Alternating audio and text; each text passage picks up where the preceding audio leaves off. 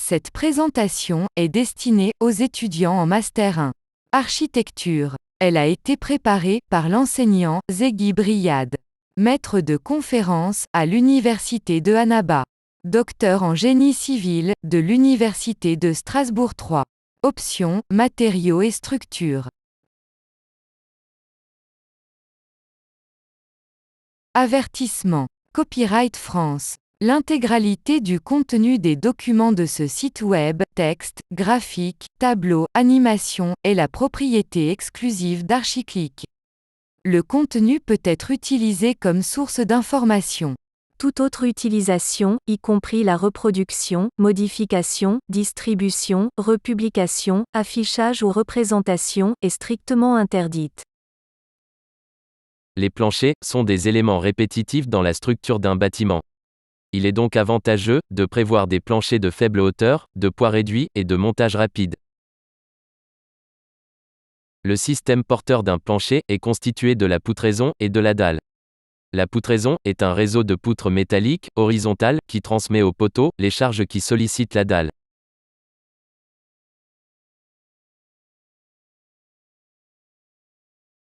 Pour la conception d'un système de poutraison pour un projet donné, deux cas sont envisageables. Le cas d'un projet avec de petites portées, et le cas d'un projet avec de moyennes ou de grandes portées.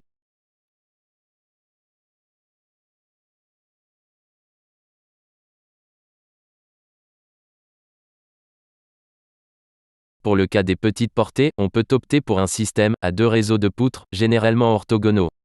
Ils seront composés de sommiers et de solives.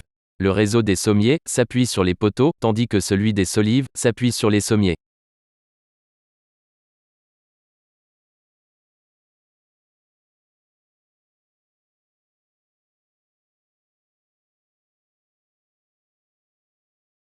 Pour le cas des moyennes et grandes portées, le système de poutraison sera composé de trois réseaux de poutres.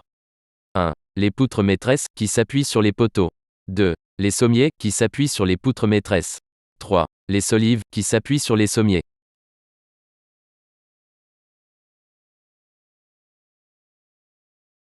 Pour une meilleure compréhension, voyons maintenant ces animations, qui montrent la disposition des différents réseaux de poutraison.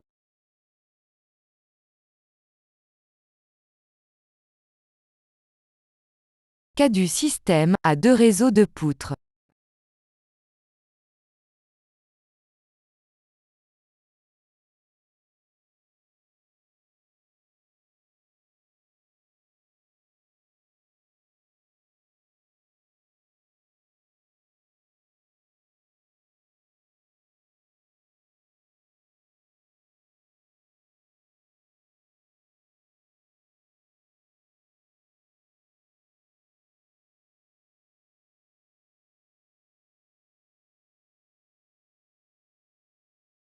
Cas du système à trois réseaux de poutres.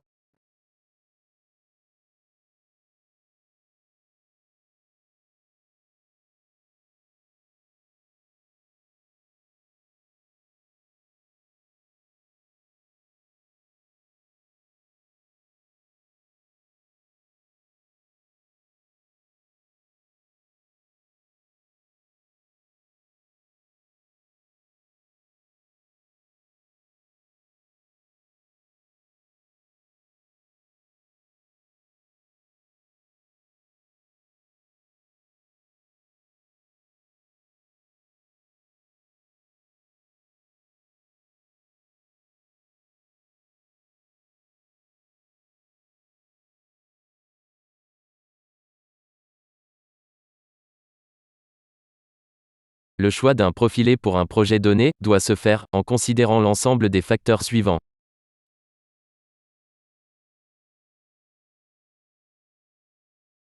Optimiser l'utilisation du matériau en optant pour des sections de profilé dont les caractéristiques mécaniques et géométriques assurent leur fonction porteuse. Ceci passe par l'étape essentielle de calcul et dimensionnement. Dans le cas où la structure doit rester visible, l'esthétique ne peut être négligée. Alors, le choix du profilé doit être conforme aux volontés architecturales. L'illustration montre le cas d'un projet où la structure est exhibée, c'est-à-dire visible. Les poteaux et les poutres métalliques sont apparents.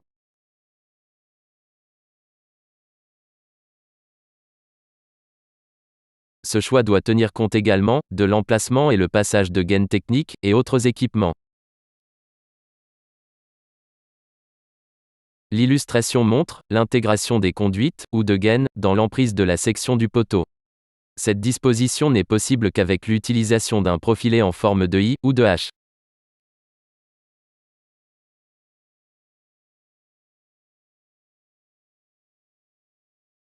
Donc, seule une collaboration efficace et étroite entre les différents intervenants, architectes, ingénieurs de structure et autres corps d'État peut aboutir à un bon choix des sections. Celle-ci doit intervenir dans les phases initiales de la conception du projet.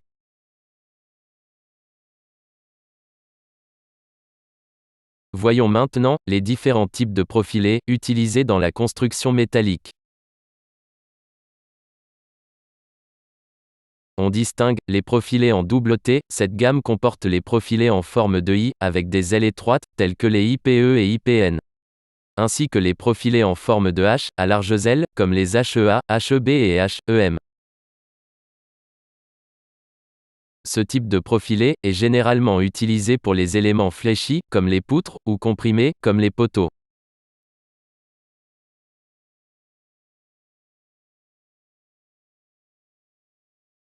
Les profilés en forme de U comme les UAP et UPN. Ils sont souvent utilisés comme éléments secondaires. Les cornières en forme de L, elles peuvent être à ailes égales ou inégales. Elles sont surtout utilisées pour la réalisation des treillis.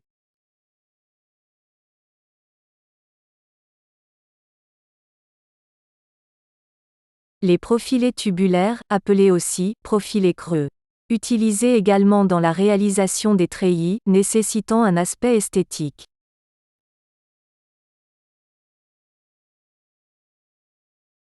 Pour les grands projets, comportant de grandes portées, la gamme standard ne permet pas de trouver les dimensions exigées. Dans ce cas, les profilés reconstitués soudés, appelés PRS, deviennent nécessaires. Ce sont des éléments de structure métallique, de grande dimension, généralement en forme de I, dont les semelles et lames sont découpées dans des tôles épaisses, puis soudées. Ils sont fabriqués en usine, selon les plans fournis par l'ingénieur. Nous allons maintenant exposer, en guise de rappel, quelques notions indispensables pour une meilleure compréhension des présentations ultérieures.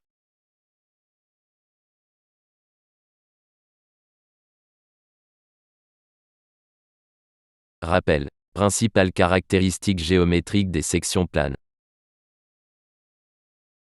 D'une façon générale, un matériau donné résiste d'autant mieux à une force qu'il a des dimensions plus grandes. C'est-à-dire, plus il est grand, mieux il résistera. De plus, cette capacité de résistance est liée à la forme du matériau et à son orientation, par rapport au sens d'application de la force. L'essentiel à retenir. Dimension, forme et orientation sont des critères étroitement liés. Premier exemple. Deux pièces identiques, orientées différemment. Position 1 et position 2. Question. Quelle position permet de reprendre un maximum de force? De manière intuitive et sans aucun calcul, on peut dire que la position 1 est plus favorable que la position 2.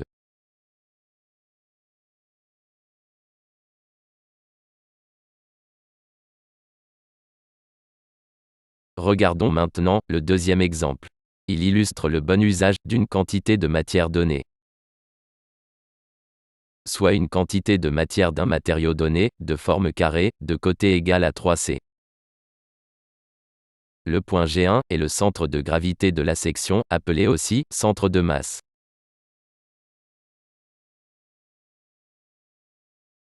Décomposons cette surface en 9 petits carrés de côté C. Calcul de l'aire de la section. Afin de simplifier les calculs, on pose C égale à 1 cm. A1 égale 3 fois 3 égale 9 cm². Calculons maintenant le moment d'inertie de la section par rapport à l'axe X passant par G1.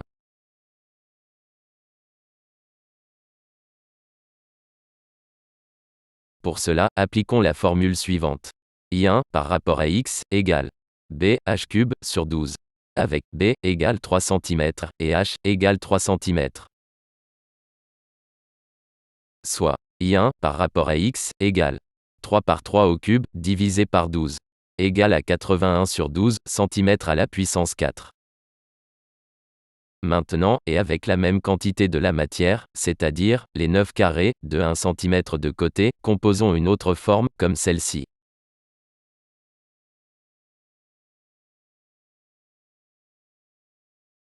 Il est évident que l'aire de la section reste inchangée.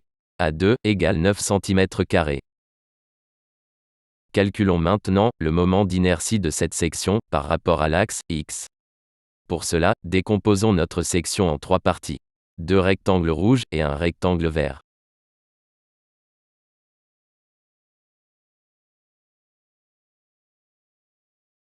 Les rectangles rouges se trouvent éloignés de l'axe principal x, nous devons donc utiliser le théorème de Huygens pour le calcul du moment d'inertie. Soit pour chaque rectangle rouge, I rouge par rapport à x égale à I0 plus A rouge par d au carré.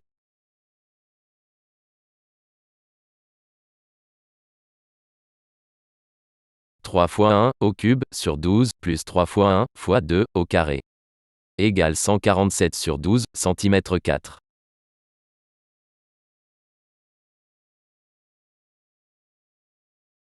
I vert égale bh cube sur 12, soit 1 fois 3 au cube sur 12 égale 27 sur 12 cm².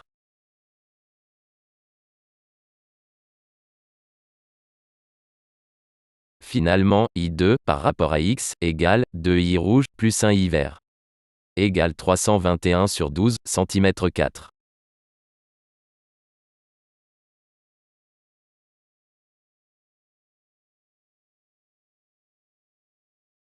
Faisons maintenant une conclusion en comparant. I1 égale 81 sur 12 et I2 égale 321 sur 12. I2 sur I1 égale 321 sur 81 égale à 4. Donc I2 est 4 fois plus grand que I1. Conclusion, le moment d'inertie d'une section est d'autant plus grand que la matière est répartie loin de l'axe principal de celle-ci.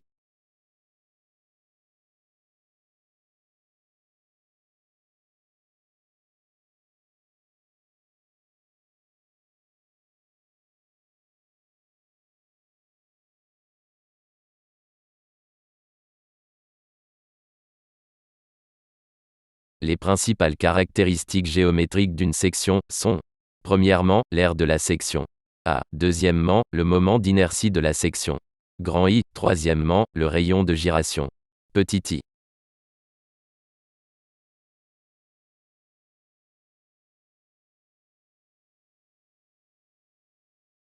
L'aire de la section a une incidence prépondérante dans les phénomènes de traction et de compression simple.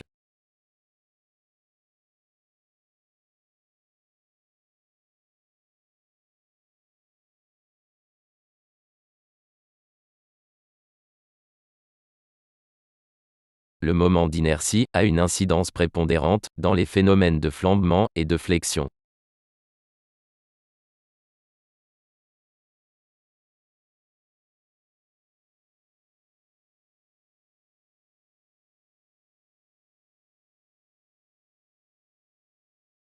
Le rayon de gyration est une grandeur géométrique prenant en compte à la fois le moment d'inertie et l'aire de la section.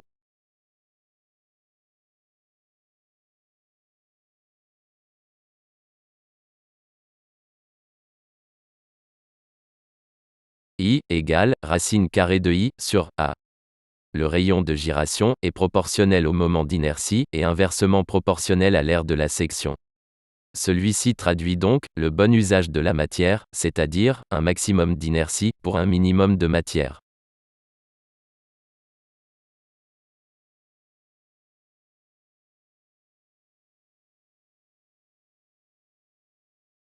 Voici enfin un dire d'un célèbre architecte, Alain Hauge. Dans son ouvrage sur l'architecture en acier, il insiste sur la pertinence de la notion du moment d'inertie en termes de projet architectural.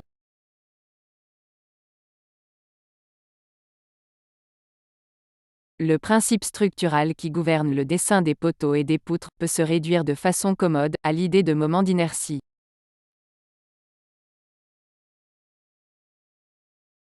Il est indispensable qu'un architecte soit familier avec ce concept, car celui-ci est une clé essentielle pour la compréhension de la forme, des éléments de structure.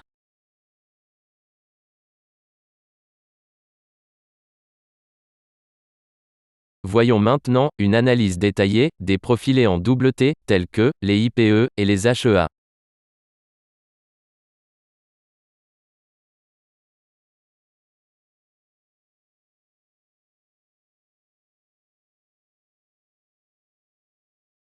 Un profilé métallique, en double T, est composé de deux semelles, supérieures et inférieures, appelées aussi talons.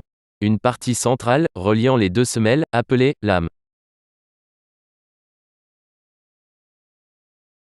Considérons un plan vert, nommé Y, qui coupe le profilé, perpendiculairement à lame. Et soit un plan bleu, nommé Z, qui coupe le profilé, parallèlement à lame.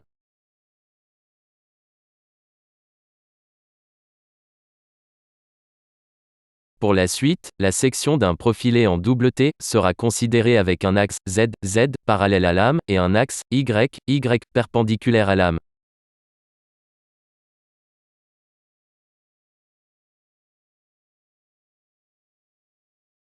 Notion d'axe fort et d'axe faible. Ou bien plan fort et plan faible. Le cas numéro 1 représente un profilé en double T en position debout.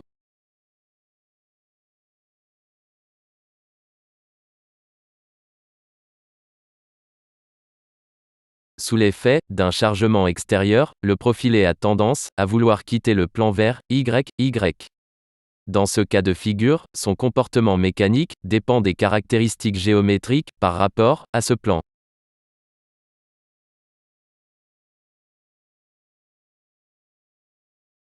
Donc, pour tout calcul ou vérification du profilé dans cette position, vis-à-vis du chargement, il faut considérer le moment d'inertie ainsi que le rayon de gyration par rapport à l'axe Y.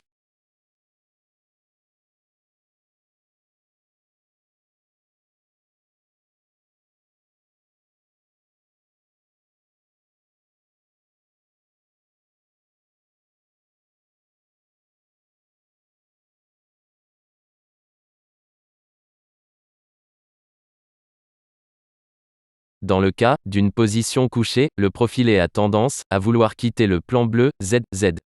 Dans ce cas de figure, on considère le moment d'inertie ainsi que le rayon de gyration de la section par rapport à Z. De manière intuitive et sans aucun calcul préalable, on peut constater qu'il est plus facile de quitter le plan Z que le plan Y.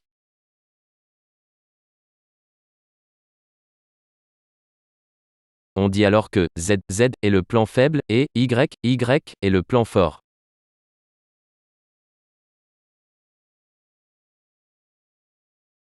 Analysons maintenant les écarts des moments d'inertie entre le plan fort Y et le plan faible Z. Ce graphe représente la variation du rapport entre l'inertie forte et l'inertie faible, c'est-à-dire IY sur IZ, ceci pour le cas des HEA et IPE. C'est la gamme des profilés normalisés qu'on trouve dans l'industrie.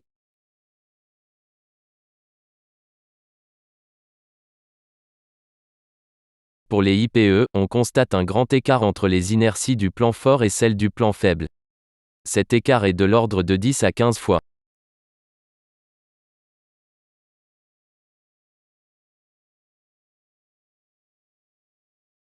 Pour les HEA, l'écart entre l'axe fort et l'axe faible reste sensiblement constant. Il est égal à 3.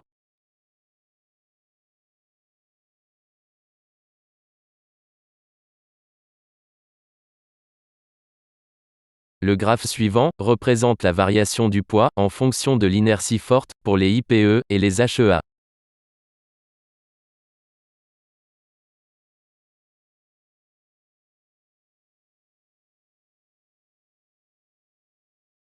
On constate que le rendement des IPE est plus intéressant que celui des HEA.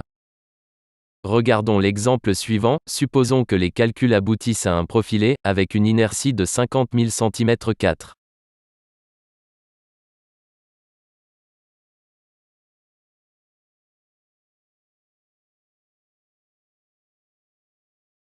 Dans ce cas, un IPE aura un poids de 90 kg par mètre linéaire.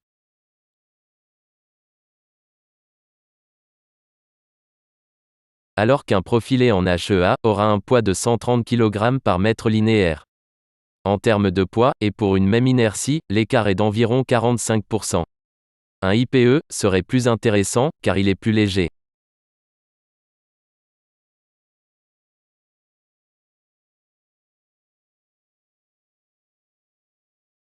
En guise de conclusion, pour les IPE et IPN. Épaisseur des semelles faibles. Épaisseur de lame faible. Largeur des semelles faibles. Écart important entre l'inertie forte et l'inertie faible. Environ 10 à 15 fois. Avec leur poids faible, ils ont un bon comportement à la flexion, et sont donc bien adaptés pour les poutres. Pour les HEA, HEB et HEM. Épaisseur des semelles fortes. Épaisseur de lame forte. Largeur des semelles fortes. Bonne inertie dans les deux plans. Faible écart entre l'inertie forte et l'inertie faible. Environ 3 fois. Grâce à leur forte inertie dans les deux plans, ils ont un bon comportement en compression et une bonne tenue vis-à-vis du phénomène de flambement. Ils sont donc bien adaptés pour les poteaux.